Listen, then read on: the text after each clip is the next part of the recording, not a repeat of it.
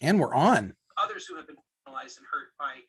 And there's my voice from another time. All right, who else? Here we are. I don't know why it does that every single time. Hey, how are you? Hey, well, let me start the show. I'm used to my friend Kira being here, and she gets us started in a much more real way. Good morning. Good morning. This is my friend Max. I'm Philip Duvall. This is Are You There, God? It's Kira and Phil, but Kira's not with us today. But I am here and I have a guest, my dear friend Max Firesheets. So Max and I are going to talk a little bit, and you're going to be here with us, our friends. So hopefully, good. We are here, and I'm just going to ask. I know Leslie's with us. Leslie, can you see us and hear us? And is our recording going the way it's supposed to go? We're a little on a delay, so she'll let us know in just a moment if she can hear us and see us and all that stuff. Cool. In the meantime, I'm Philip Duvall. I serve as rector of Church of the Redeemer here in Cincinnati, Ohio, the Queen City of the Midwest. And I am with my friend, Maxandra Grace Firesheets. Max is joining us, and we're going to talk a little bit about their journey as a Christian and as a person, as a member of this church, which I'm very excited about. So, Max, did I introduce you well? Are there other things that I should be saying about you? I don't think so. I think that was a great introduction. Thank you. I needed that. I needed the confidence booster. Max and I have been friends for about 5 years because I've been at this church for about 5 years. You showed up at Church of the Redeemer a little before me. Mm-hmm. When did you show up to Church of the Redeemer? It has been just over 6 years ago. Just over 6 years ago. So you were, and I got here just under 5 years ago. So just a little bit of time. Mm-hmm. And we've, fair to say, we've been through it together a little bit. We were on vestry together for 4 years. Well, you were on vestry and I'm on vestry as rector for 4 years, which for the non-churchy people, that's like the board of directors for the church. So Max showed up, and then like in a couple of years, they were all of a sudden on the board of directors for their church and going, how did this happen? You worked a lot with mission, and you've done some work with me in congregational development. And you play music and have played music in the banquet band. Right. Someone was asking me the other day about how many, they were like, wait, does Max play drums or guitar? And I was like, I think they play everything, but I'm not really sure. So what instruments are you actually proficient or acceptable in? Yeah, it's like I can play lots of things, but none of them super well, I guess. No, I started with classical piano lessons like as a little kid and played for many years. I've done that all my life. And then I picked up drums in high school and bass and guitar sort of along the way. And I've known you playing, I knew you primarily as a drummer. Mm-hmm. That's what you played the most at the banquet. Right. But that's where the need was. Yes. Well, your version of not playing very well, I wish I could not play very well like that, but that's a separate conversation. So about, I think it was 3 weeks ago now, we had a liturgy with you at the center of that liturgy during our Sunday morning service. And that was the first time that our church, Church of the Redeemer, has done the liturgy of I believe it's a renaming. I'm the one who did it. I should know what it's called, but it was a renaming liturgy or a blessing of a name. Mm-hmm. And so you had just recently had your name changed. I'm going to tell a tiny bit of your story, and then I'm going to hand it over to you because I think you'll tell it better. But about 2 years ago, I think, was it 2 years ago that you came out as transgender? Yeah. About 2 years ago. May of 2019. Okay. And came out to members of the church. We talked about it a lot. You talked about it in one of our church services, which is that feast day, which was really beautiful. And then cut to 2 years later. I don't know what's happened in the interim, 2020, 2021, kind of a blur. But right. Yeah, right. But you texted me and you said, hey, I'm getting my name legally changed. Once that happens, can we do some kind of liturgy, naming liturgy? at Mhm. the church. So you couldn't see my face. So because it was a text Mhm. message. Right. So you couldn't see me like kind of well up with tears and be like, oh wow, it's on. And I think my text was just like, yeah, sure, of course, no problem. Right. Right? Like, I don't know about you, but as an adult, I'm getting better at like 1 or 2 word texts that contain every feeling in the world. But it's like, sure, yes, Okay. absolutely, yeah, sure, okay, Yeah. we can do that. We can make it work. I'm very professional, of course. But I was really blown away, like that you wanted, and I wasn't surprised because we've been together throughout all this time, but it still catches me every time that in all of the things that you've been going through, you've wanted the church to be a part of your life, and the church has been a part of your life in all this. And so the idea that you would honor the church with asking us to participate in this recognition of your new name and as you're becoming who you're meant to be, I don't know, it just blew me away. And of course I was like, oh, sure, let's do it. And we all acted like we'd all been there before, like, oh, sure. Right. No, I've done millions of these, but it was a really transformative moment for our church. It was a really transformative moment for me, obviously for you as well. Hmm. And I thought, okay, we've done it. And here we are on the back side of this, or on the, whatever the back end of this, it's now been done. Hmm. And I would love to sit with you, and here we are now, and talk a little bit about what got us here. What got you here? I'm so curious about the role the church has played in your life. Not maybe the church, the Christian faith, and then Redeemer, both and, what it's been for you and what the church has been like throughout your life in terms of this journey that you've been on. So I'm going to stop there and just see what comes to mind first for you. It's what comes to mind first is like, oh, well, maybe I should tell my like faith journey story, but I don't know if we have enough time because it's a long story. We have 53 minutes. Okay. So I'm sure that, I mean, like all of us, I bet that could be a 6-hour story, but right. But you got 53 minutes and we can talk, and I might ask questions in the middle, but say as much as you want. Yeah. Okay. I was raised in a really, like, as I've come to learn, a fundamentalist Baptist church. The family had been there for generations, kind of thing. And I had no idea that it was, ultra conservative and that sort of deal until years and years later. When I was 17, we were part of a schism in the church and were asked to leave and all this sort of stuff. My dad had been serving as a deacon and it was a big thing. What was it over? It was over divorce. There was a new, preacher from down in the country somewhere who wanted to, be more involved with the church. And there was talk about him being a new pastor or something like that. I've lost you for a second. I got you back. Yeah. Yes, you froze too. I didn't realize you were frozen. Okay. It says my internet connection is unstable and I'm plugged into the internet. So I'm curious what that means. Okay, but we'll keep going anyway. So you were saying there was a schism over divorce. Yeah, over divorce of a new pastor who was like up and coming in the ranks kind of thing. And it became a big power struggle over who was going to, control the Baptist Church Association and that sort of deal. And we were on the wrong side of it. So my dad was asked to leave and to stop being a deacon and that sort of stuff. Which side were you all on that? On the, I guess, pro-divorce side. Divorce is okay. Yeah, like it's going to be divorced okay. And it doesn't mean we're going to hell, sort of thing. Right. This doesn't disqualify you from being a leader. So you were 16 when that happened? 17. But yeah. 17. Okay. Like ending up high school. So then I ended up sort of rejecting faith and rejecting God and became instead a philosophy and religion major when I went off to college. Every Christian parent's worst nightmare. So that was fun. Oh man. That is beautiful. Yeah. I'll show you. I'll become a philosopher. That's right. I'm going to study medieval Latin philosophy instead. That's going to fix it all. That'll show them. So many answers from St. Anselm and stuff like that. Right. I'm not Christian. I'm just going to read St. Anselm for the next 4 years. No, like you do. Like you do.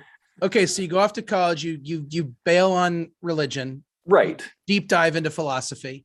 Yeah. So I would say then that I was like, I would tell people I was agnostic because like I knew better than to feel certain about anything. Yeah. And so fast forward a while, I meet this girl and move up to Cincinnati because she was starting grad school at Xavier. And we got married and decided, we got married in 2005 and decided somewhere around then, someday we're going to want to have a family. And we were both raised Christian, and that makes sense. And that's something we would like to do with our own children someday. So maybe we ought to like start thinking about this Jesus thing again. Yeah. So we did that and like did some church shopping. She was raised Lutheran. So we went through a few Lutheran churches and a few other places and ended up at the non-denominational megachurch here in Cincinnati. Yeah. Crossroads. You were at Crossroads. Yeah. Real quick, do you remember what kind of flavor of Lutheran she was? She was the other one. Missouri Synod? Missouri Synod, yes. That's what I was not growing ELCA, up. But yeah, she was a Missouri Synod Lutheran. That's what I was growing up. Nice. That's some fundamentalist Lutheran stuff right there. That's yeah, a whole story. I've come to learn some of that too. Yeah. Okay, so you get to Crossroads. Yeah, so we go to Crossroads and like, hey, this is great. Like this is, I think their slogan at the time was the church for people who have given up on church, but not given up on God. And you were like, hey, that's literally that us. Sounds perfect. Yeah. Yeah. And they were very upfront about it. It's like, we care about getting people in the door to hear the message. We cater specifically to men who are between the age of 25 and 35. It's like, well, that sounds like the perfect kind of place. Right. So I ended up diving into that and was serving in a bunch of places and, playing in the band there. And I eventually ended up joining staff and did like the website and was involved as being a youth pastor for years and that sort of thing. And that came to a head. I don't remember the year exactly, but in the high school student ministry, one of the like beloved anchors of the program came out. He was a senior, I believe, a senior in high school, and he came out as being gay and told everyone. And like, hey, great for you. That's wonderful that you're learning about yourself and stuff. And it turns out that was not okay with the church. Right. Which is not something that I was aware of as being one of the like fundamental beliefs. You just didn't talk about it. Right. Like we love everyone and everyone is welcome. Except if you're gay, well, then you're not allowed to be a volunteer and you can't be seen in any leadership position, and we're not. You could come to the church. You could come to the church. Yes. But you cannot be involved in ministry and leadership. Correct. Like there cannot be any pretense that we accept you as you are. Right. Like, but you're welcome to sit in a seat. Right. And that was a huge eye-opening for a whole lot of people involved in the student ministry. So I have several questions here. Yeah. Okay. One, at this point, were you and your wife openly sort of like affirming of LGBTQ plus people? Were you like, wait a minute, like we're cool, as we used to say back in the 90s, we're cool with the gays. Like what's the problem here, right? So you were already at that point. So that shift had occurred in you already in terms of your outlook on what was okay or acceptable. And that's probably during your philosophy years in college, you were like, yeah, okay. So you were already there in that place. Yes. And Crossroads was attractive because it didn't talk about it at all and said everyone was welcome. You thought they meant it. Right. Okay. Now I've always been curious because you and I've always been curious about your sort of your own internal discovery. Mm-hmm. Would you say on any conscious level at this point in your story, did you have any kind of conscious understanding of yourself as not cisgender or heterosexual? Yes. Okay. But this is a no, sure. Story. This is the stuff I'm so curious about. Yeah, it's so hilarious. I have this long list of things. Looking back now, I'm just like, oh my God.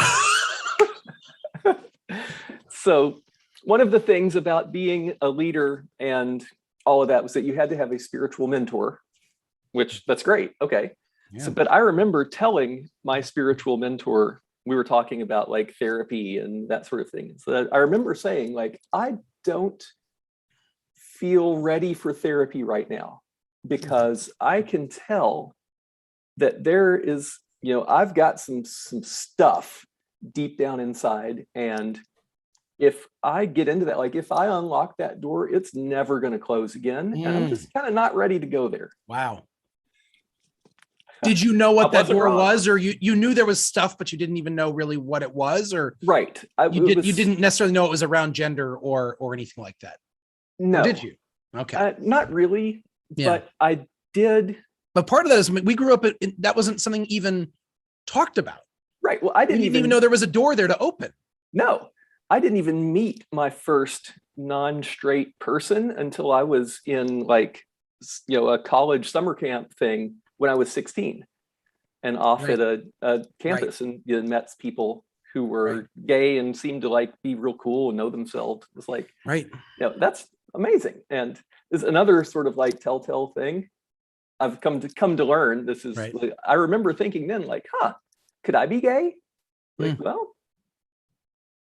I don't see why not. Like, I guess I've never done any due diligence, but it's not necessarily. By the way, that's literally the most Max Firesheets like response to that. Well, I mean, I've never done the due diligence. It's very possible. Yeah, like X certainly could be somewhere like that, but it's not really relevant at the moment. So who cares? Right. And that's how I felt about it for myself for a long time. Yeah. But yeah, it's like, I never had any problem with people who were gay or questioning or bisexual or anything, but they're like, none of this gender talk had even ever been a thing. Right. Still, I remember when RuPaul became famous, it was like, oh, so like drag is a thing. Like, right.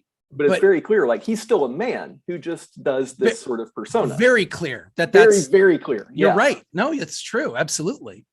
Wow. Oh, that's fascinating. It's so funny you said that. So we were looking for a new show to watch with my daughter, who's 10 years old. And like, we're looking through Hulu and there's RuPaul's Drag, or no, Paramount, one of those streaming channels. Yeah. And there's RuPaul's Drag Race. And she's like, who is that beautiful woman? And I was like, that is a beautiful woman. And that is RuPaul. She's like, what's her show? Why is it called Drag Race? Funny you should ask. And I'm like trying to describe drag queens to her. Well, it's like, which is fine. I talked to her about it, but it was like, she literally was just like, like what is even happening? And it's a whole different kind of, it's just a mind blowing thing as she kind of tries to figure all of this out. We tried to watch a little bit of it. I wasn't concerned with the sort of gender things that were going on at all. It is a very risque show. And it's very, and I don't know why I didn't assume that. It was a bad call on I'm like, she's learning about things. This will be fine. I'm a very open individual. I'm a good dad. I'm gonna start to watch it. And I was like, okay, no, not yet, but they're queerifying a lot of stuff all at once. Right. Well, let's just start with Queer Eye. She can get into that, and we're good. But anyways, okay. So you're at Crossroads. They have they fire someone that you work with. Yeah, then they kicked out one of the students from the student ministry for coming out. It's like, well, you can't be involved anymore. You have to leave. You're not welcome. Wow. And so then it was sort of a small group kind of thing, where we'd all come together and then do small groups. So each adult mentor had maybe, I don't know, 5 or 6 mentees, whatever. But this kid's mentor also comes out. He's like, well, I'm gay and I'm leaving too. Wow. And a few other adults left, like, well, in solidarity, we're leaving. And I felt so stuck because I was on staff. Right. This is my job, and this is, the way you make a living. Money. Yeah. It was like, I want to leave too, but right. Like this is wrong. I know that this is not right, and I don't know what to do about it. But the whole student ministry ended up imploding and shut down. Wow. And it was, it was years before they resurrected and, relaunched some sort of reimagined sort of thing. But yeah, so that all like went down. And what happened? I stayed working at the church for a while, but started looking around, looking elsewhere. Yeah. Um, Now, hold on, where is your wife in all this? Because she doesn't suffer fools gladly.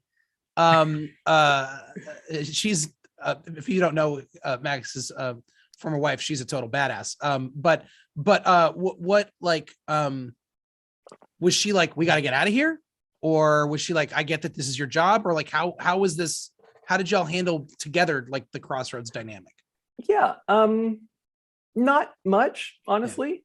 Yeah. She wasn't involved with the student ministry hardly at all. Right. She did do it for a while, but this kind of thing, she was, volunteering in her own places when this all went down. Yeah, but she, sort of agreed, like, well, yeah, this isn't what we thought. This is an aspect of this church that we weren't aware of, and that's not cool.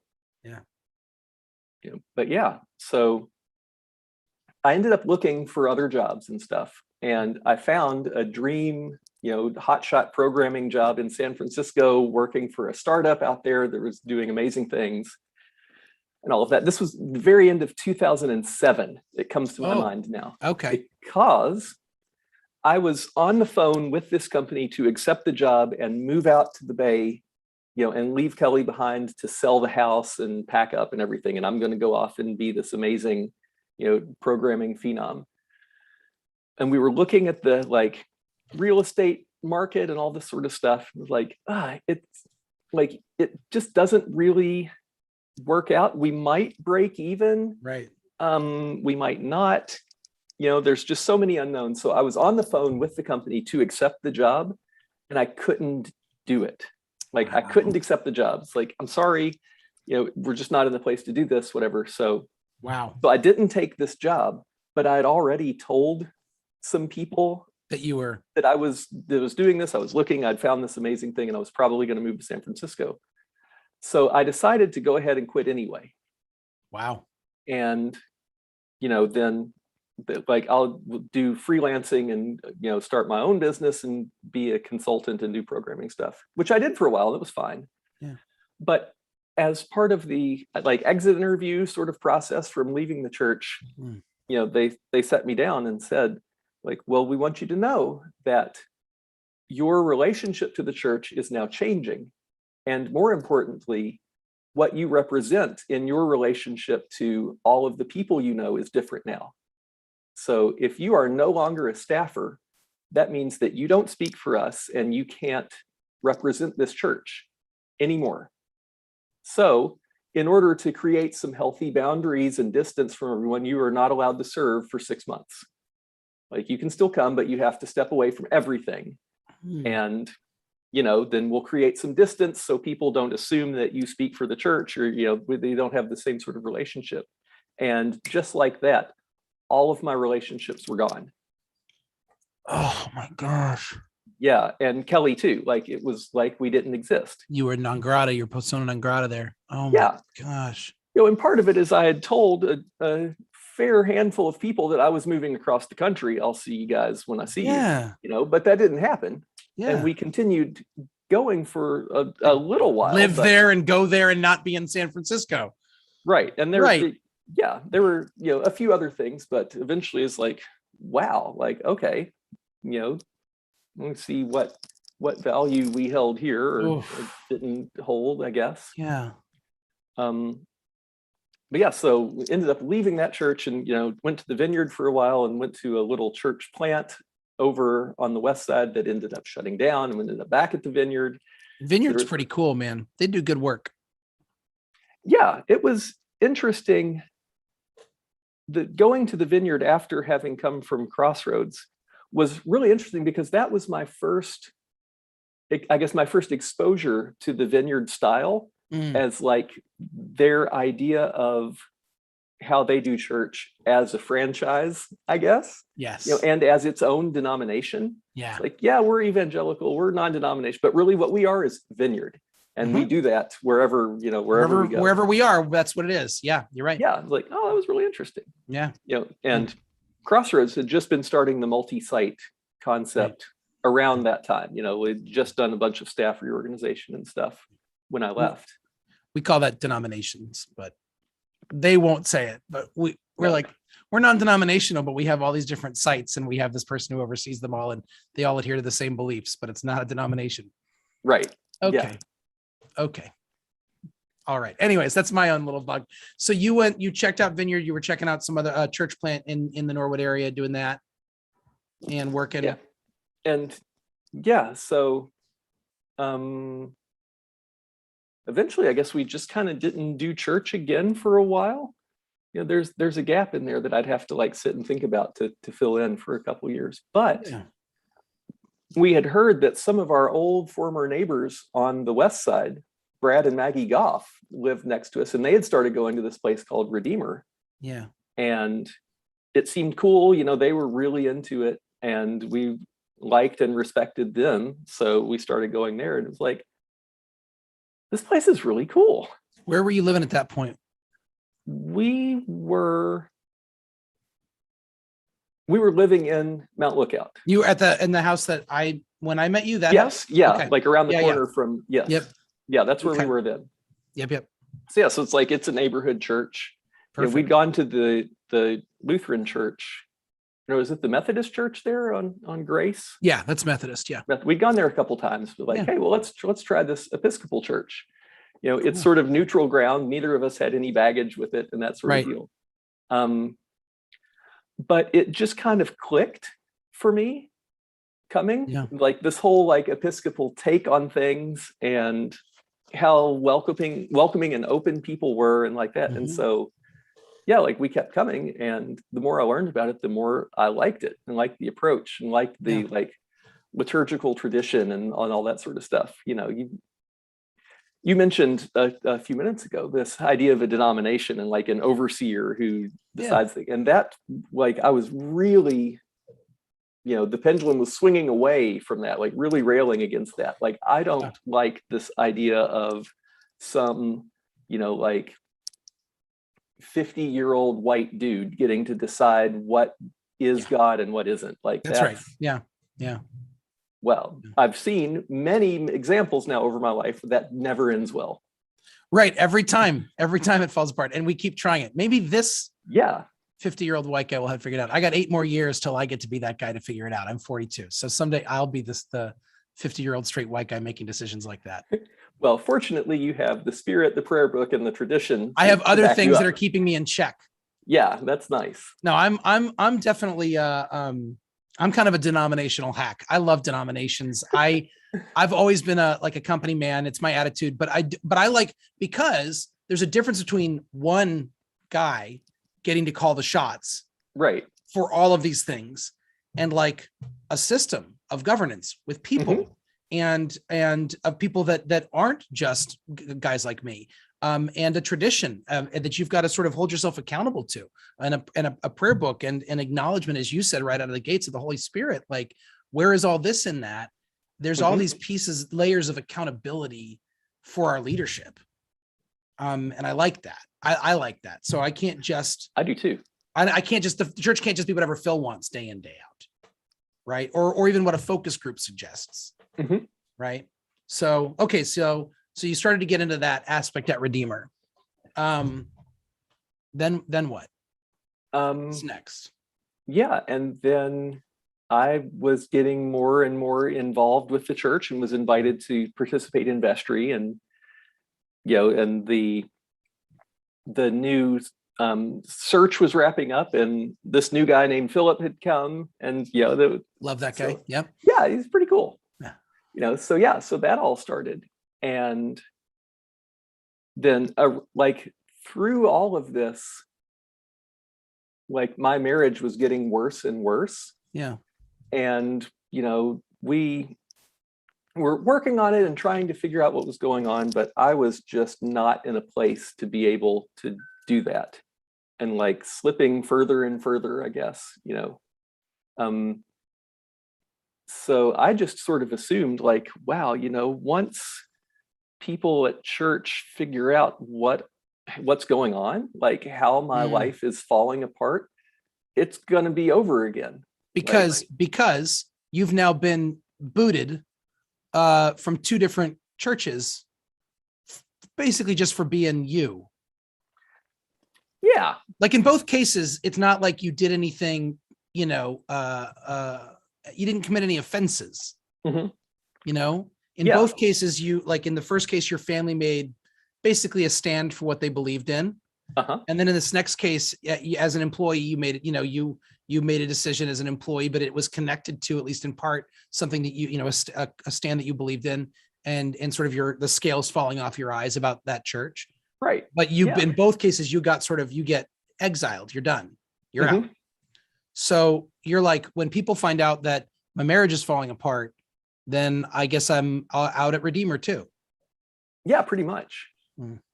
So like that weighed on my conscience enough where, I called to have a meeting with you. It was on opening day. Oh, it was? It was opening day. I think 2018, or was it 2019? I think it was 2017. Was it really? Yes, because we got divorced in March of 2018. Wow, you're Yeah, right. 2020 adds an entire year. Oh, you're right. Worth, Oh my God, and everything's falling apart. Yeah, You're right. Yeah. You called, you said we needed to meet. Mhm. I didn't really know what it was about.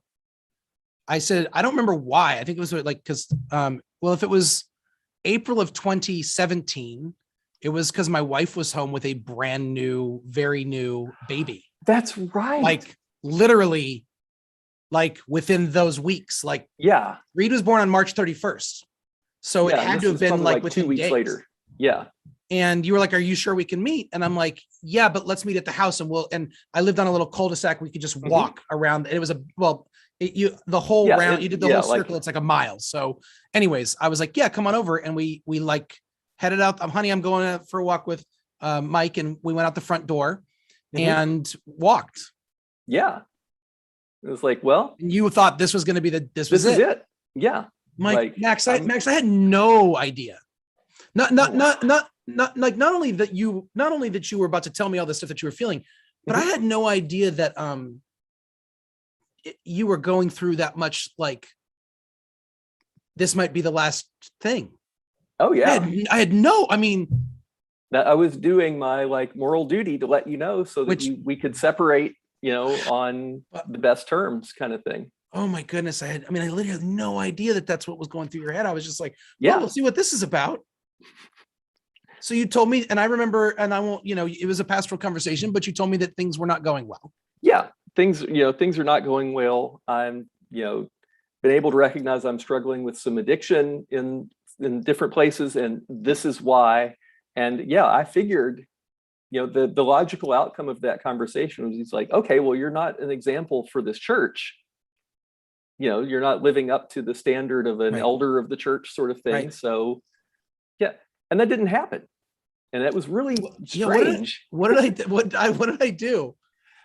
I don't even remember necessarily. I think I was just like, hey, well, how can we be there for you? Yeah. If obviously we're going to pray for you, and you're always welcome here. We love you and accept who you are and what's going on and everything. It's like, you're like, huh? I'm not really sure how to take that. Okay, maybe we'll have this conversation later, right. Yeah. But it didn't happen. And it was true that it was okay to be a person and to have real person issues going on. Yeah. And even then still be on the vestry and still volunteering, being a face person.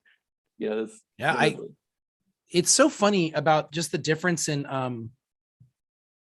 kind of approaches to what it means to be leadership in the church, in different traditions and different churches, because there was no part of me that left that conversation thinking that maybe I would need to ask you to step down. That was never part of my, in our conversation, that was never part of my thinking at all. It didn't even occur to me, you talking about it now. And it was you thought that was the obvious outcome.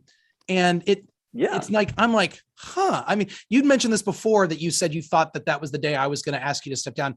I just can't. It's I'm like, huh. Like what I remember from that day, Mhm. aside, I remember the weather was good. Yes. I remember loving you. Like I remember just being like, oh, man, I love them and what they're like. I'm so grateful for the honesty and the authenticity of what you said. But I remember, and not knowing what to do with this information, by the way, because none of the gender or sexuality stuff had really like come. Not yet. Not at all. Yeah, we'll get there. Then we'll get there. But I remember thinking, based on what you said to me, like this is a person who is hiding in plain sight. But I didn't know, but not from like, not like within, not with the sort of like nefarious intentions or like, Yeah. but the way you described the things you were going through in your marriage and in your internal life was this sort of, I will stand in front of everyone and smile, and I'm actually back here. Like I'm here and I can present. I like that. Yeah. But this is the Mike avatar. Mhm. And then the real me is back here.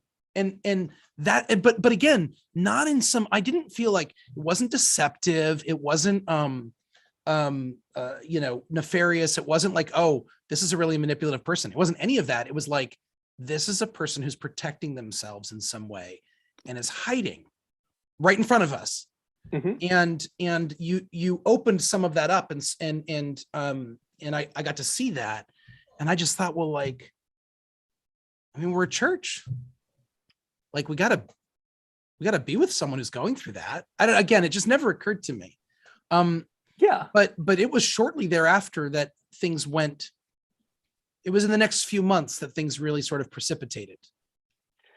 That's not the right Yes. word, but really sort of accelerated, like the marriage sort of coming to an end. Yes. Over the summer was like when things were really, like completely falling apart, and I didn't know what to do.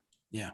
I remember very, very clearly Kelly telling me, like, I still love you and I want to be part of this, but I need you to show up. Like, I need you to be here for this. And I remember like being so flabbergasted. Like, I'm standing right here. We're yelling at each other and I'm right here. I have no idea what you could possibly be Right. talking about. Right. It's like, no, you just need to show up. It's like, Right. I'm here.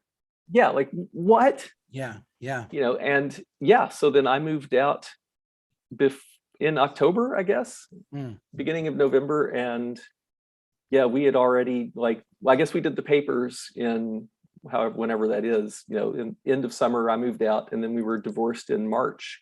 Yeah. And that was crazy.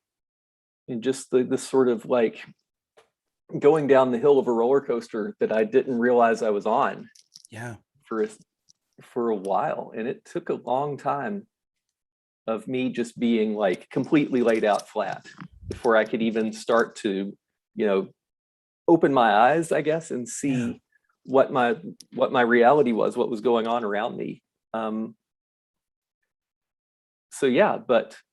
one of the first things that I realized when I was, starting to pick myself back up and look at what had happened and all that, is like, what she said about not being here, maybe that means something. Like, how am I participating in the world and what am I hiding from? And that's when I really had the I guess the realization, something that I wasn't straight. Like, okay, I remember you telling me that it was like she mentioned it to you. Yes. And I thought you were going to be like, can you believe that? Do you remember the conversation we had? I do now. I had not remembered that, but we were, had the kids in the car and we were going somewhere together to do something. I don't even remember what it was now, but she said that, like, I say this from, out of love and really from a place like, I want to be there for you. I really think that you ought to consider the possibility that you might not be straight. I think that's what she said. It was like, okay, whatever. Right. It was like, okay. Right. I've never done any due diligence about this. Right. I've never done due diligence. First of all, ma'am, how dare you? Right. How dare you blow up my world like that? Yeah, like never in my life have I been so offended by something so true. Oh man. Do you remember when you told me? Was it at like the men's retreat? No. No, I don't Those remember times exactly. the men's retreats were glorious events. But you were at my house for the Super Bowl party, Oh, and we were in the kitchen, and I could and you had like you were like kind of like burning like to talk, intense. but there was a lot of Yeah. people but we were for a moment in the kitchen alone, and you said, I gotta tell you this thing. Mhm. I'm like, okay. And you were like, Kelly mentioned we were in this conversation, and Kelly mentioned that she thinks I might be like that. She thinks that I'm gay or something Mhm. like that. Yeah. And okay, so first of all, I was thinking, oh, like couples divorcing. This is an interesting dynamic. She's throwing at you. Right. Maybe, and that's not her personality. So I wasn't thinking she was trying to hurt you, but I just Yeah. remember thinking like, you were telling me this sort of to be like, can you believe like what's Right. happening in my, but then right then someone came in and we started having a different conversation. We never I don't remember. No, that. literally you said that. And I was like getting ready to, and like someone walked in the kitchen and the Yeah. whole dynamic shifted. We just went back to party mode and we Mhm. didn't talk about it again. 2 weeks later, you were like, hey, can we get lunch? And I'm like, Mhm. yeah, absolutely. So we get lunch we were at Teller's. Yes, we were at Teller's. I remember Sitting in that this. front booth, Yeah. right by the window. Uh-huh. And do you remember what I told you? And about what Kelly said? And I was I like, remember this now. yeah. And I'm like, okay, yeah, I remember that. Let's talk about that. And Mhm. you were like, well, she's right. I think she might be right. And I was like, Yes. I just remember being like, what now? What's happening? it just didn't Blindsided. totally. No, you played it off very well. It was a very beautiful blindsiding. It was a beautiful day. It was one of them, like that lunch was such a wonderful, love-filled, fantastic lunch. But I was just looking this direction and you came from over here. I was like, oh. And so we Yeah. had this, for me, it was a phenomenal conversation. Right. Oh yeah, me too. Yeah. Just solidified our friendship, solidified the fact that your church was going to love you and be there for you in whatever may come, but also just felt, just telling you now, like, I just felt like trusted and in what I do for work, like that's a big deal to me. And and most of the people who watch this or listen to this know that, my dad came out as gay when I was a child, and it created a very big disruption for me in my faith life. And the idea that I would now be a Christian clergy person was already weird enough, but that someone would then come out to me and it would be a positive and powerful and loving thing. It's just like my wildest dreams coming true. Like, what a great gift in this world that I get to do this. And this is real. So that was, the food was fine, but the company was fantastic that day. And it was a really special day for me. I've always wanted to tell you that. It meant a lot to me. Good. Yeah. It meant a lot to me too, because it really was such a healing moment for me for the same kind of, like, from the opposite side, I guess. Like, here is a Christian clergy person who I can tell loves me and is not judging me, and I can be real. Yeah. And that's like, not only is that fine and not going to get me thrown out, but like, that's how we're supposed to do. And that's what he wants to have for me. Like, it was amazing. Yeah. So yeah. Turns out I'm not gay. I'm not a gay man. Well, yes. Right. So it kept going. Yeah, but that conversation in particular at Teller's, you're absolutely right. Like that. Do you know how you figured out that you weren't a gay man? You did due diligence. Yeah, I was coming back to that. Yeah, you did your due diligence. Like tried going to some of the like tea dances and hanging out with the gay people. I remember you telling me about that. You were like, turns out, no, ain't it. It was instantaneous. It's like, okay, I'm not a gay man. Okay, not this. what does that mean? Like, where does that leave me? I don't know what There's that got to is. be a spot for me somewhere. Yeah. It's like, okay, so now the process of elimination, I know, like, I'm not straight, but I'm not a gay man. Like, what does all that mean? Yeah, but that conversation at Tellers was the beginning of me, like you talked about me being behind this persona, and it's like that was me coming out, Yeah. and like, yeah, what is this? What is, like, where am I? What does this mean for me? Mm. Mm. And yeah, so. Can I ask a quick question? Oh yeah, of course. So you knew that the rector of your church supported you. Mhm. How about the church overall? I mean, I'm one person. Did you have any kind of sense of the culture of the church, of the people overall, of your friends at the church, in terms of their support of you and Kelly throughout the divorce and throughout this whole process? I know we've had a good one, but I know it's not just me. I guess I'm curious about what it was like for you at Redeemer. Yeah, I knew, from the vestry experience and talking about going through divorce and all, like, different things, that I knew that it was probably going to be fine. Mm-hmm. And like, I knew there were already other LGBT people, in the congregation, Yeah. in visible places at the church, on staff with the church and everything. Like, Yeah. so it's gonna be okay. Yeah. Like, that'll be fine. Like, I knew from the parish profile that the parish overall is pretty, like, liberal and highly educated, and like, Yeah. so okay, this is going to be, Yeah. it's going to be a safe space, even if there are challenges for me and for others. Like, it's a Right. safe space. Yeah. So yeah, what time do we have? We're good. We're totally good. Yeah. One of our viewers, Leslie, pointed out we sometimes go over. She says we usually go a bit over until Phil looks at the clock, really. So fair point on Leslie's part. But we have 15 minutes easily. And okay, so you at this point, we can go as long as we want, really. But there's no show after this, so we don't get preempted.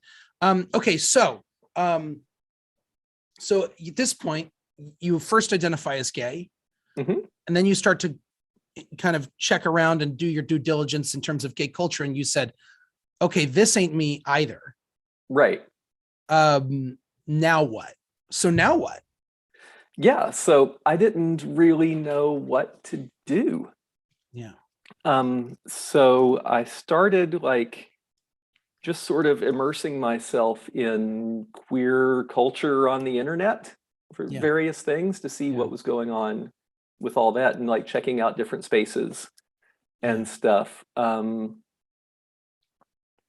With a group of friends, we were going to some burlesque shows also at the name of the place I can't think of now. Sure.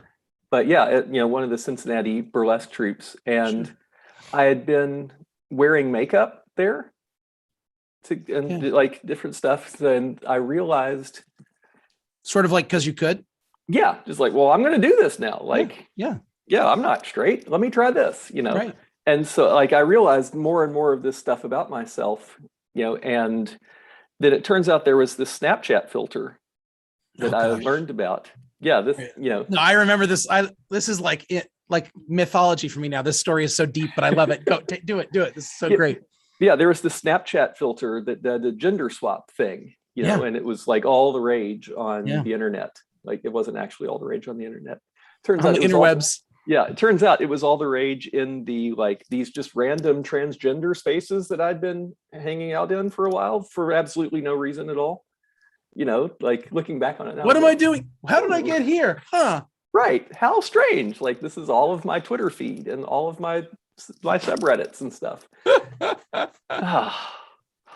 It's beautiful, man. It's beautiful. Okay, keep going. Keep going. Yeah. So I downloaded Snapchat, and it was like standing at, actually, I'm right here in the kitchen over there. May 5th of 2019. Yeah. And so, like, all right, well, let's see what this is all about. And I took the picture and was like,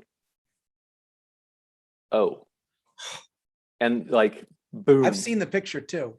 Yeah, like I didn't pull it up. I could. No, it's okay. It's okay. Like, hold it up. Yeah. But yeah, it's like, oh, and then, like 25 years of everything just started pouring out of me. It's like, and that was it. That's how I knew. Yeah. And then looking back, it's always been there. That's the part. And I mean, that's like, that's where I like want, I have so like that. I want to spend hours and hours and days someday. I don't even know that it's probably not fit for just this kind of conversation, but like the part where you then, all these things that were clear as you were growing up or that weren't clear, but when you look back through that lens. Yeah. There's this thing that happens in the gospel stories Mhm. where I think it's in John explicitly where it says it, that basically Jesus said and did all these things that pointed to the fact that he was going to die and be resurrected, Yes. and that the disciples didn't understand it until after the resurrection. And once the resurrection happened and they witnessed this resurrected Jesus, they went back, like you just said, the last so-and-so number of years, just all of it makes sense. And in fact, their whole yearning as Israelites and their whole messianic desire, all of the things that were inside of them, like were transformed, transfigured, Yeah. into what was, oh, it's been Jesus. Mhm. And that's like, when you describe it for me, it reminds me of that, like, oh, this has been here. Right. Mhm. I think for those of us, I'm a measly old cishet, like just, I am a cisgender Default mode. heterosexual white guy, Christian, married with, the 3 kids and the fence and the dog. But it's always a journey for me of understanding and because the world that I live in is focused on people like me and centered on people like me and caters to people like me. So I don't have to think outside that box unless I want to. I can retreat. But for folks like us, we can sometimes think that, like, well, one day they just made a decision. And maybe Right. you did make decisions in terms of, I'm going to decide to allow myself to accept myself. Yes. But when you describe the moment of this revelation about your gender, it doesn't sound like a decision. It sounds like something that happened to you, and your decision was to accept what was true rather than like to make a decision about who you are. Right. Does that make sense? It absolutely makes sense. That difference is huge, like for my brain, for all of us. Yeah. Like, why do people choose this thing? And it's like, what? No, like it chose you, if that makes sense. Mhm. And then when do we, like, how the choice is whether or not to like acknowledge it and accept it. Yes. And I've Okay. had that conversation with my dad a few Yeah. times, because he's definitely of the ilk of, like, I don't understand why you're choosing this. Like, it's so trendy and that I can't ever agree with these lifestyle choices you're making. It's like, no, all I chose is to believe myself, to believe what God is telling me. Like, I've chosen to stop running. And like, it's so amazing now. Like, Okay. Like that. For everyone, whoever watches or listens to this, I have chosen to believe myself, to believe what God is telling me. I've chosen to stop running. My friend, I mean, I know, me too. Hold on. Whew. I don't know how we held it together that Sunday. I really don't know how we held it together. I don't either. I was so close. I got shaky a couple times, but I kept being like, well, if Max can do it, I can do it. If Max can do it, I can do it. And the thing this is me. This is how I work. I was like, act like you've been here before. Just act like you've been here before. And I told all the other clergy and the staff, just act like we've been here before. Like, we're all gonna be like, oh yeah, just another name blessing. Just a thing we're doing. And it was, and part of that was just like, so that we could just, I wanted you to have it, to be able to have the time and for it not to be like the coronation day or like, can you believe what we've done? It's just like, Yeah. can this just be a thing? Right. Yeah. Where you get to have this because it's yours. And we pulled it off, but It was beautiful. close. It was beautiful. Well, The liturgy, our friend Annie Stevens Gleason yes. did not create that whole cloth. She found a couple different things within the Episcopal tradition. Right. She But put she it together. wove it together. And Yeah. wove is the right word, and worked with you and worked with me. And there was such sensitivity and care and such liturgical, theological depth and consistency. It felt like the church on some level. It felt like, oh yeah, this is a liturgy that we have, and of course, this is the time for that. Yeah, it was like, I mean, this has always been a God thing. Can you say more about that for me? I believe you. I know you're Yeah. right, but I want you to say more about it. But it ties into the whole thing. Like, I'm choosing to believe what God says about me. Yeah. Like, I am stepping into the way that I was created to be. Yeah. And outside of a religious argument, you could say all sorts of things about brain chemistry or whatever. This is how God made me. And it took me until I was 38 years old to understand what that was and to experience the depth of what that meant. Yeah.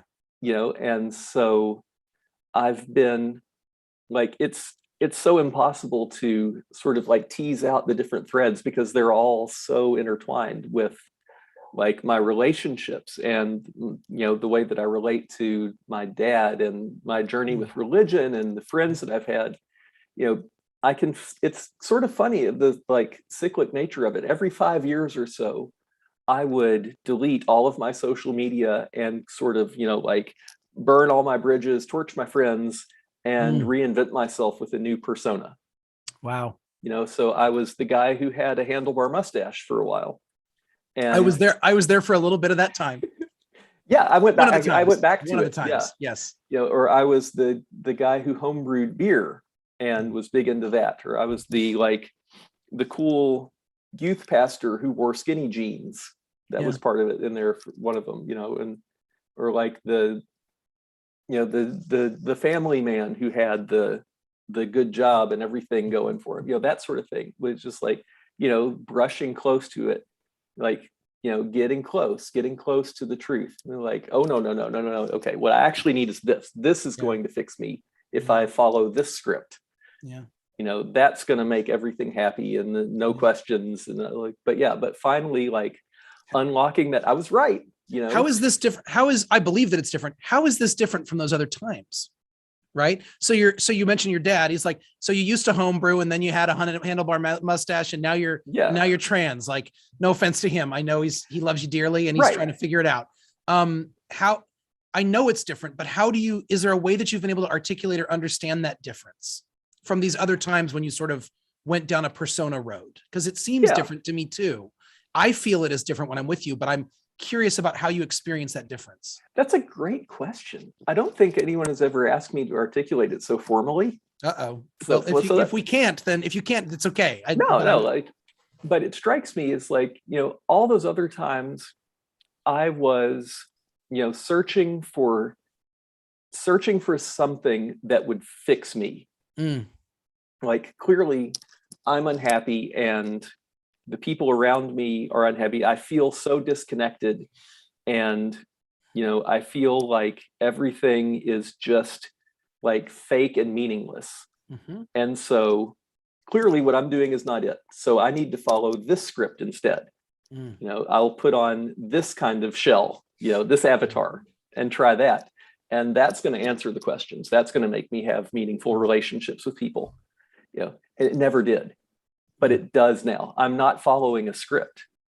I kind of wish there was one, but I'm figuring this out as I go along. Oh, it sure is fun being a trailblazer. Right. Like, act like you've been here before. Yeah, you're like, there is no here before. Like, this is all you. Yeah. And you have had, I assume you've had people who have gone down this road and that you've had the opportunity to be mentored or cared for by, and given you some pointers or some wisdom and some care in that. Yes. Yeah. Yeah. I've found friends, here in the city, and also a lot of people online, Of course. and just, talking and sharing experiences Yeah. like that. And it's cool. It's good to not be alone. It sure is. That's the thing. And it's really cool how much more meaningful things are. Like I'm feeling emotions. I didn't realize that I was so numb until I started feeling alive. Yeah. Like Yeah. that's been cool. Yeah. And being able to develop and maintain meaningful relationships with people, particularly people at church. Yeah. For years now. Yeah. I was probably telling Kelly the other day, it was like, it's really funny because it's about time for me now to burn my life down and start over. Right. Like we've reached the, It's been 5 years since the last time. 6 years. Yeah. Yeah. And I don't need to. I'm not doing that anymore. Wow. Because yeah, I'm here. Like I finally have shown up.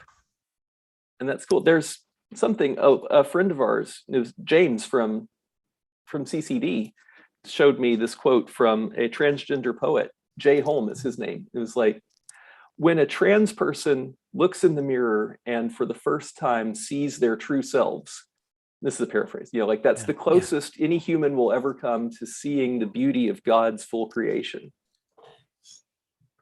I was like, come on, that's amazing. Wow. Yeah. Man. Wow. So that reminds me of of course it does. It reminds me of some like 3rd century theologian who's uses some very gendered language, but his name is Irenaeus. And his quote was, "The glory of God is man fully alive." In other words, God is glorified. We see God's glory in when a human, because they just said man back then, but when a human is fully alive, that's what God's glory, like we see God's glory there. And that's what you're describing. The glory of God is Max fully alive. I'm so excited. And it's a little after 12, but I'm not done yet. I'm just like, I'm wondering, I don't even know, anybody on the chat, if we have any questions for Max, we can do some questions. We got some time. Leslie just said while you were talking, the decision to not keep cramming yourself in a box where you don't fit was the thing. And we've got some comments. Mary said, "What your story is beautiful." And Betsy Berry was actually there that day, and she said, "Yes, it was beautiful." She was actually there in her normal pew. I'm jealous of Betsy right now because she's hanging out at the beach at Martha's Vineyard. Nice. Yeah, she's living the dream a little bit. But she's gonna miss the 90-degree humid Cincinnati day today. But we'll just stay in the air condition, you and I. So if anyone has any questions, you can ask. But first of all, you are gonna have quite the vulnerability hangover later after sharing all this.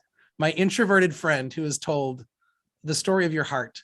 I hope that you are able to find some space for yourself and just disappear for a little bit, and just have some time to yourself. Just that's my hope for you.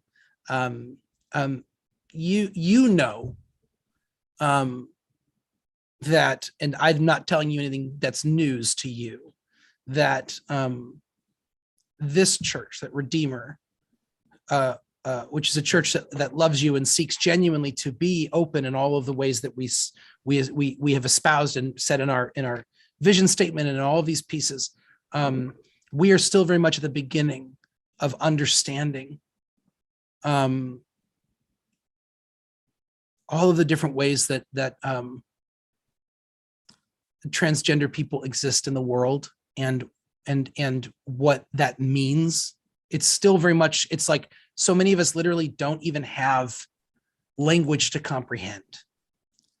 And you are in this space where you are, you've been very gracious and courageous in your willingness to sort of say like, well, like this church says they're going to be accepting. I'm going to trust that. Mhm. So I genuinely, from the bottom of my heart, thank you for putting your trust in this church and in me. I hope that it seems that so far we haven't abused that trust. I hope that we continue to grow alongside you and learn. But I also hope that there's a time in the very near future where you don't feel like you have to be the one, the bold one at Redeemer. My hope is that we continue to grow and become a home for people who are coming into their faith life from all different experiences of gender and sexuality, and who want genuinely to find a Christ-centered community that is serious about inclusion and affirmation. So you're the trailblazer for now. I hope that is not, I hope that's a short-term reality, and in the long term we see something else happen here, right? Mhm. Um, I believe it will be. yeah, me too. Leslie's saying some beautiful things in the chat. She said, some naysayers blame the explosion in LGBTQIA plus identification on the internet, but we were always here. We just didn't have community and words to describe us.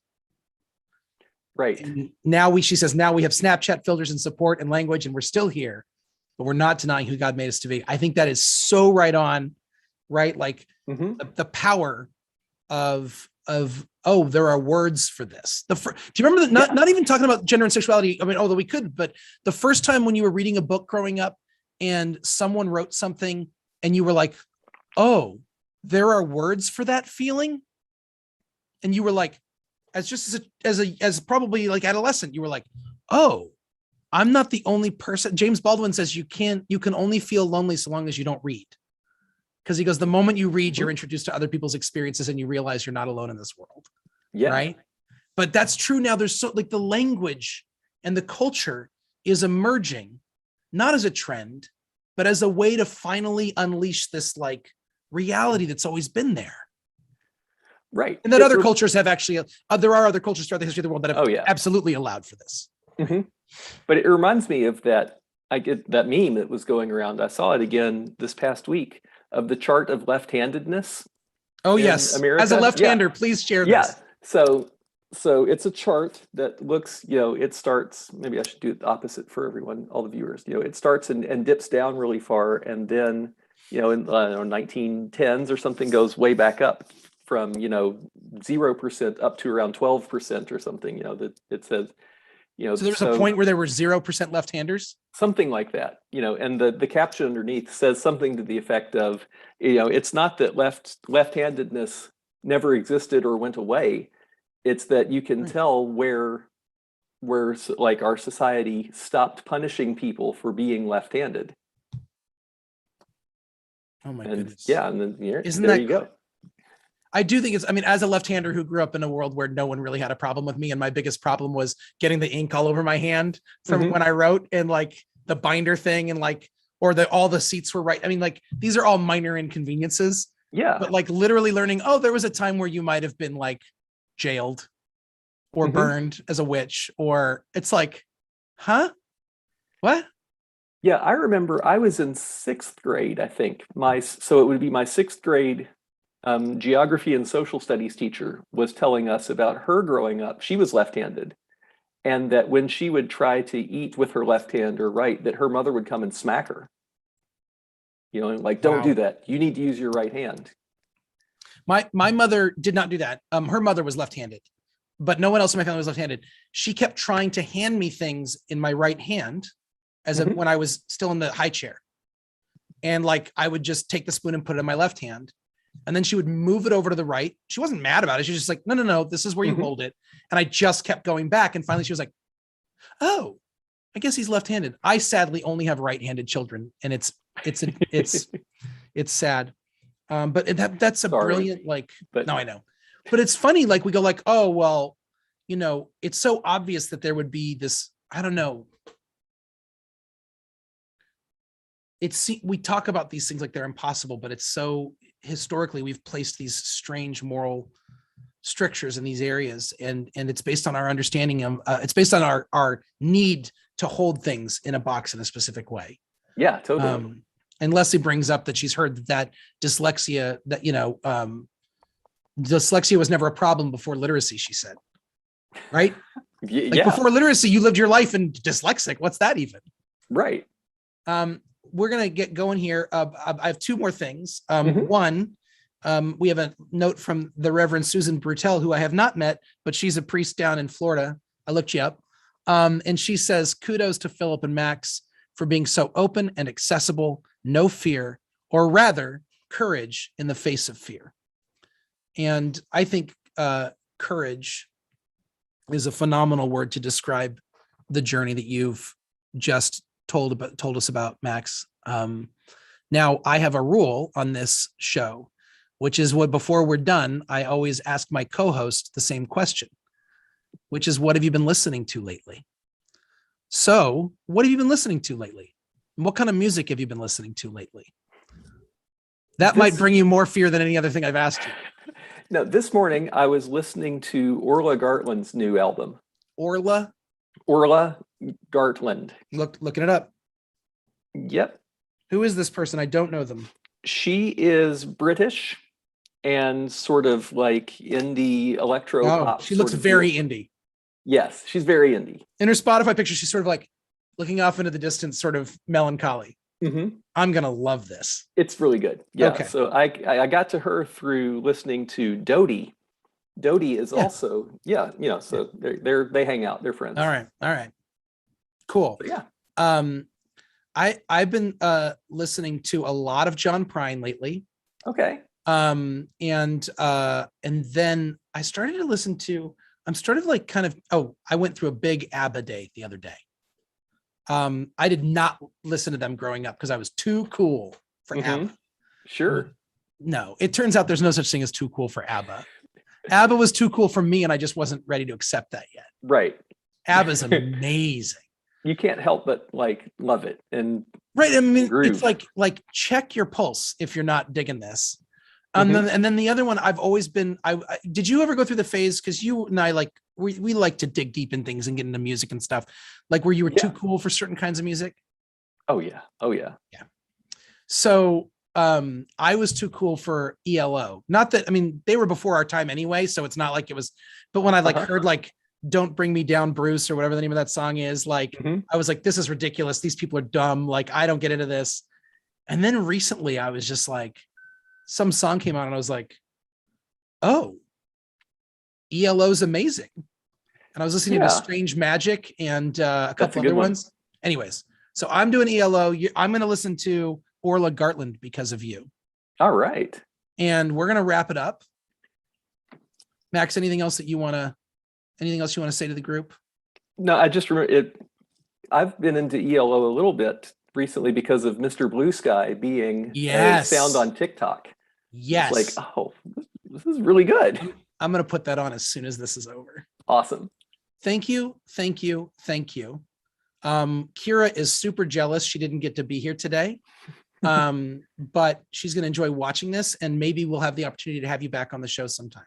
Oh, I would love that. Thank you for making the space for me. That's a genuine joy and not a problem. So good to be with you, and goodbye to everyone else. We're so thankful to have you with us, and we will see you all next week.